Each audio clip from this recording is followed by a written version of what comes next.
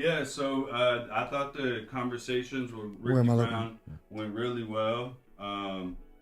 What I wanted to know about was what is this civil war? All of the prisoners would be killed. Yeah, it's pretty scary, pretty gnarly stuff. Like they say, it's crazy as hell.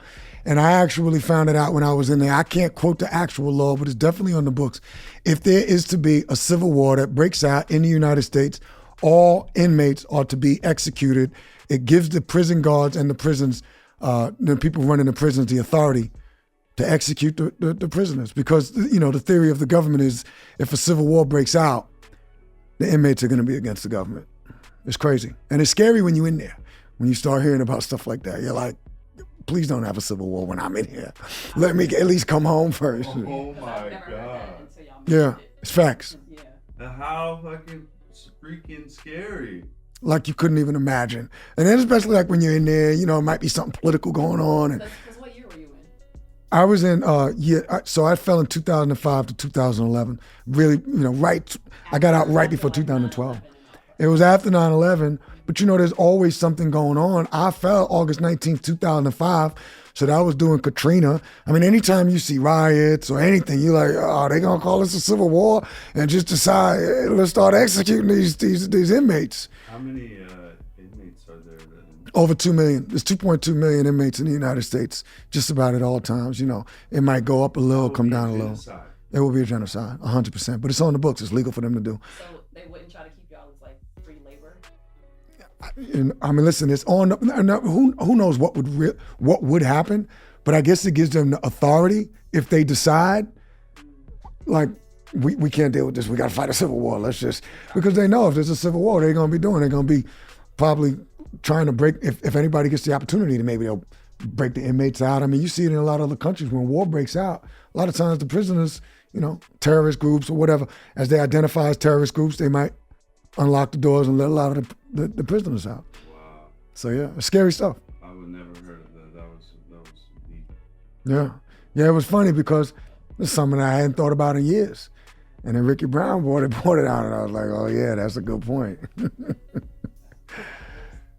so the question I had is, we heard Ricky Brown and so many other guests talking about when they are in prison, finding their plan or their purpose while they're in prison, and then executing once they get out. So I have like a 3-part question for you. What were you doing before you went to prison? Job-wise, I guess. Selling marijuana was my job. And what did you decide you would do while you were in prison? What was there that you decided to do once you get released? Like, man, I'm in here for this, but I'm going to change this and switch it to this industry. What did you decide? Well, I decided that, I always felt like I always looked at myself as like a leader and an influencer. And I just decided that I was going to use that influence and that leadership in a good way. And I never, honestly, I was never one that looked at myself and thought like, oh, I didn't have intelligence or, I chose to go in a different direction. I guess just because of my mindset, I was on a money chase. But I just decided I was still going to be on a money chase, but I was going to chase it in a different way. And I just knew I was going to just go back to my family as my foundation, as my base, the way that I was raised. And even in the game on the streets, I had high integrity. I wasn't one of them dudes that ran off on the plug. So I just figured I was going to take those same qualities and I was just going to do it on the outside, whether or not, it was practicing law, whether or not it was getting into real estate or whatever it is. I just knew I was going to work hard. I was going to be disciplined. I was going to save my money, and I was going to be a leader. I figured if I could lead people and people would follow me when I was on the streets, I figured I could lead people and I could employ people in a different way. Okay. Because that was my next question too. So like, what did you think about doing, and then are you doing it now? So you definitely are doing the real estate stuff. Are you doing some of the other things you mentioned too? Well, I haven't gone to law school yet. When I came home, I did help some people just in the law arena because I became really good at it. Learned how to write my own briefs and shepherdize, did law research and stuff like that. I wanted to, one of the things I wanted to do, and I did get into it, but I'm getting into it now by way of this podcast that I'm doing, is I wanted to give back. I wanted to help people, and I wanted to be able to use my voice to influence others and to impact others. I did debate, I did mock trial when I was in high school, when I was in college. So yeah, I did know that. I knew that I had a voice, and I knew that I spoke well. I knew that I communicated well, and I love doing it. There's stories of how I did that when I was in prison.